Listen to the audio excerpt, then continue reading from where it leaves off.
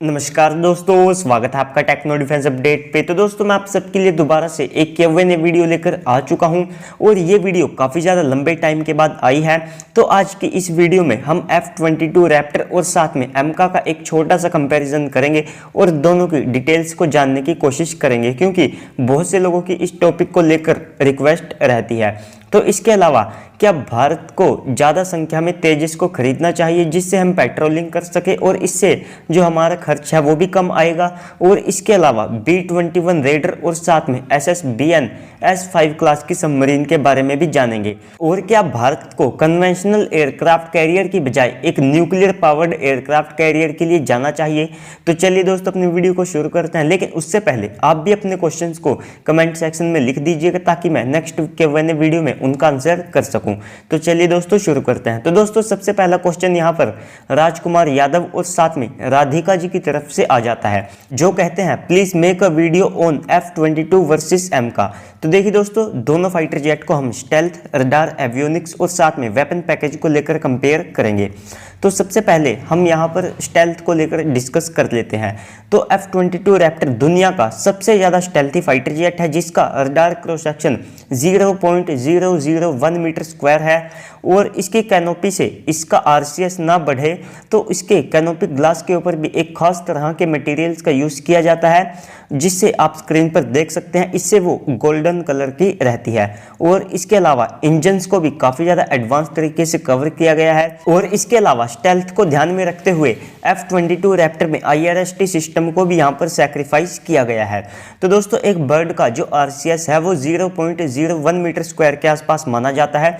तो F-22 radar पर एक पक्षी से भी काफ़ी ज़्यादा छोटा दिखता है। तो सेम जैसा कि 70% स्टेल्थ डिज़ाइन से आती है और 30% यहाँ पर रडार एब्जॉर्बिंग मटेरियल से आती है, तो एमका का भी डिज़ाइन काफ़ी ज़्यादा स्मूथ है। और F-22 रैप्टर की तरह ही ADA ने यहाँ पर कैनोपी ग्लास के लिए एक खास तरह की जो कोटिंग है वो तैयार कर ली है। और इसके अलावा जो एमका है वो F-22 रैप्टर से 13 टन हल्का होगा और इसके अलावा इसका साइज भी काफ़ी ज़्यादा छोटा होगा।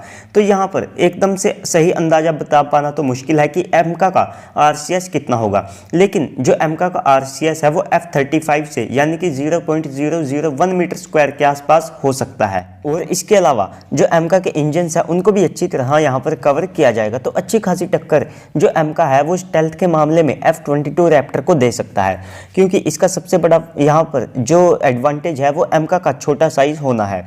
तो दोस्तों इसके अलावा अब हम बात करें यहाँ पर रडार और एवियोनिक्स की। तो F-22 रैप्टर में APG-77 AESR रडार का इस्तेमाल किया जाता है, जिसमें 1500 से 2000 TR मॉड्यूल्स मौजूद है, जो कि 210 किलोमीटर पर 1 मीटर स्क्वायर के RCS वाले टारगेट को ट्रैक कर सकता है। और इसके अलावा नैरो बीम का इस्तेमाल करते हुए ये 3 मीटर स्क्वायर के RCS वाले टारगेट को 400 किलोमीटर पर ट्रैक कर सकता है। और इसके अलावा ये 100 टारगेट को एक साथ ट्रैक कर सकता है, जिनमें से 20 को इंगेज कर सकता है। तो वहीं पर बात करें हम यहाँ पर एमका के उत्तम AESR रडार की, तो इसमें gallium nitrate based AESR radar का इस्तेमाल किया जाएगा, जो कि कम पावर को कंज्यूम करेगा और ज़्यादा इफेक्टिव होगा। तो इसमें 1200 से 1300 TR मॉड्यूल्स मौजूद होंगे और ये 150 किलोमीटर पर 1 मीटर स्क्वायर के RCS वाले टारगेट को ट्रैक करने में कैपेबल होगा और 350 किलोमीटर पर 3 मीटर स्क्वायर के RCS के टारगेट को। तो इस रडार को भविष्य में और ज़्यादा यहाँ पर एडवांस बनाया जा सकता है। और इसके अलावा ये एक्स बैंड फ्रीक्वेंसी का इस्तेमाल करेगा और साथ में इसमें सुखोई Su-57 की तरह यहाँ पर मल्टीपल रडार का इस्तेमाल भी किया जा सकता है, जिसमें AESR रडार की साइड में भी और AESR रडार को यहाँ पर माउंट किया जा सकता है। साथ में एमका में जो इलेक्ट्रो ऑप्टिकल टारगेटिंग सिस्टम है उसका भी इस्तेमाल किया जाएगा। और F-35 का EOTS लगभग 1000 किलोमीटर से बैलिस्टिक मिसाइल्स के जो फायर हैं उनको डिटेक्ट कर सकता है। तो इसके अलावा एमका में काफ़ी सारी आर्टिफिशियल इंटेलिजेंस का भी इस्तेमाल किया जाएगा। तो जो एमका का AI सिस्टम होगा वो F-22 रैप्टर पर अच्छी खासी एज यहाँ पर दिला देगा।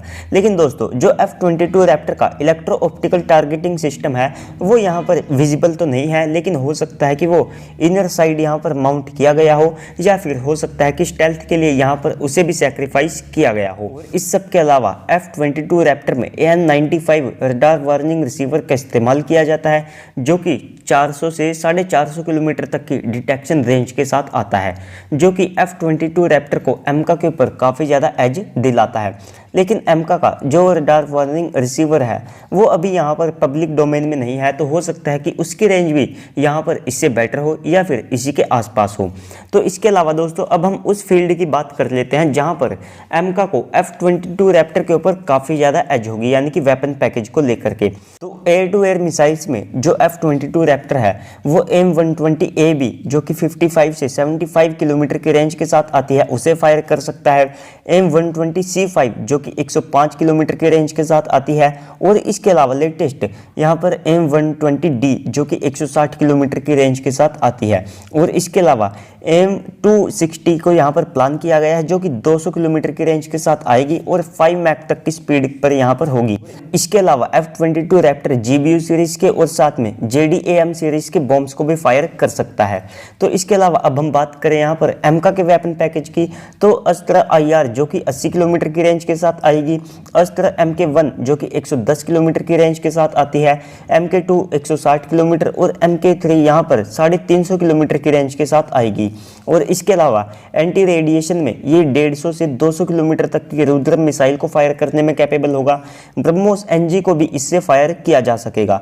तो दोस्तों ये वेपन पैकेज में काफ़ी ज़्यादा एडवांटेज यहाँ पर मिल जाता है। और बॉम्ब्स में ये HSLD 100, 250, 450 और 500 को फायर करने में कैपेबल होगा। और इसके अलावा DRDO के जो साव और ग्लाइड बॉम्ब्स है उनको भी ये फायर कर सकता है।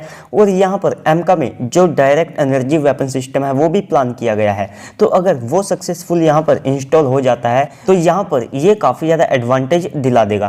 तो दोस्तों उम्मीद करता हूँ आपके ये डाउट तो यहाँ पर क्लियर हो गए होंगे। तो दोस्तों अगला क्वेश्चन यहाँ पर आ जाता है सुरजन देवदवाल जी की तरफ से, जो कहते हैं भाई हम 123 तेजस से ज़्यादा एयरक्राफ्ट क्यों नहीं लेते हैं, इसका इस्तेमाल करके हम जो IF की पेट्रोलिंग है उसका भी खर्चा यहाँ पर कम कर सकते हैं।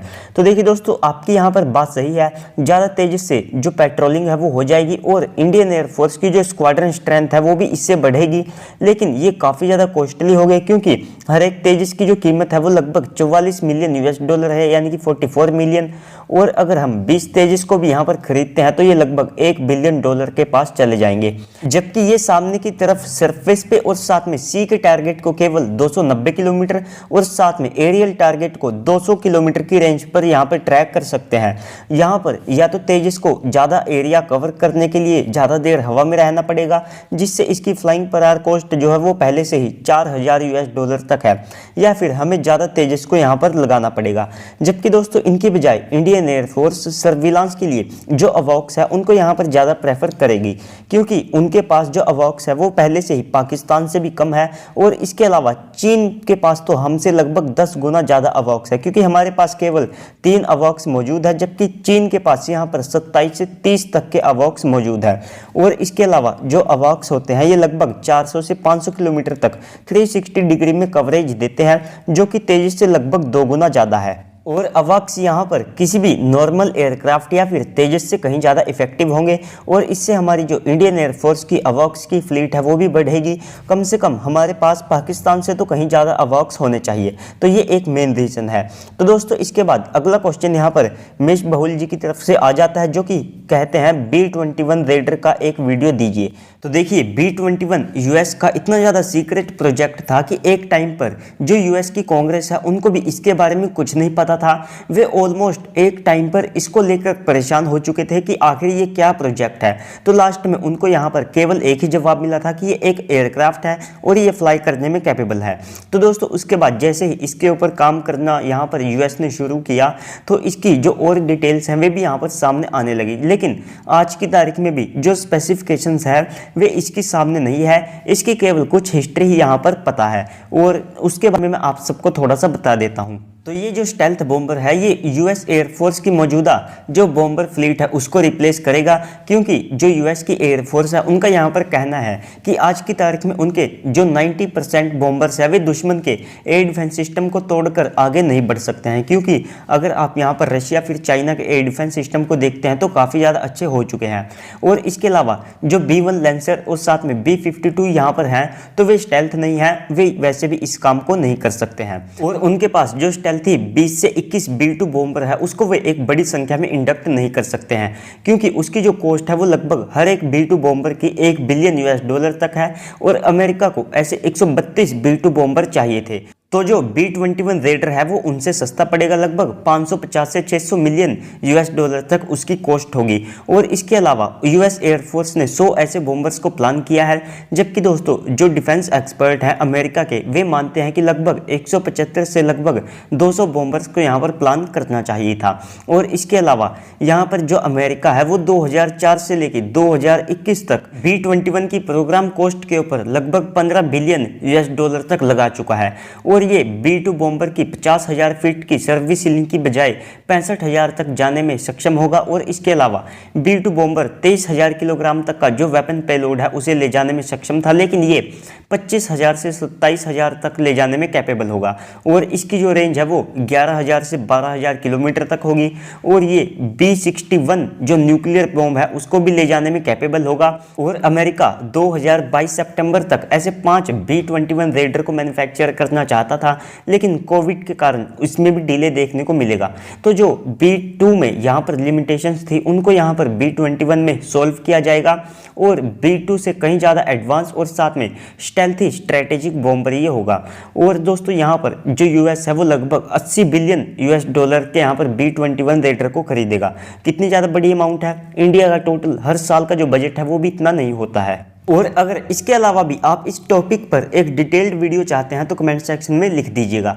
तो दोस्तों अगला क्वेश्चन यहाँ पर मिस्टर इनक्रेडिबल की तरफ से आ जाता है, जो कहते हैं what are the difference between SSBN class and S5 class submarine. तो देखिए दोस्तों, जो सबसे पहले तो SSBN और साथ में S5 क्लास की सबमरीन होगी, इनमें कोई भी डिफरेंस नहीं होगा, दोनों ही सेम क्लास की सबमरीन है, क्योंकि S5 क्लास जो सबमरीन है वे SSBN क्लास की ही सबमरीन होगी। तो सबसे पहले यहाँ पर जो SSBN होती है ये वे सबमरीन होती है जो कि बैलिस्टिक मिसाइल्स को फायर करने में कैपेबल होती है। इनका साइज काफ़ी ज़्यादा बड़ा होता है और साथ में न्यूक्लियर पावर्ड होती है, तो इन्हें SSBN के नाम से जाना जाता है। तो S5 भी सेम 13,000 टन वजनी होगी, बैलिस्टिक मिसाइल को फायर करने में कैपेबल होगी जो कि K6 और साथ में K5 होगी जो कि 8,000 से 12,000 किलोमीटर तक जा सकेगी। और इसके अलावा इसमें 190 मेगावाट का न्यूक्लियर रिएक्टर भी जाएगा जो कि भारत खुद से बनाएगा। तो अगला सवाल यहाँ पर रामकृष्णा जी की तरफ से है, जो कहते हैं waste of money for third aircraft carrier, instead go for nuclear aircraft carrier of USA।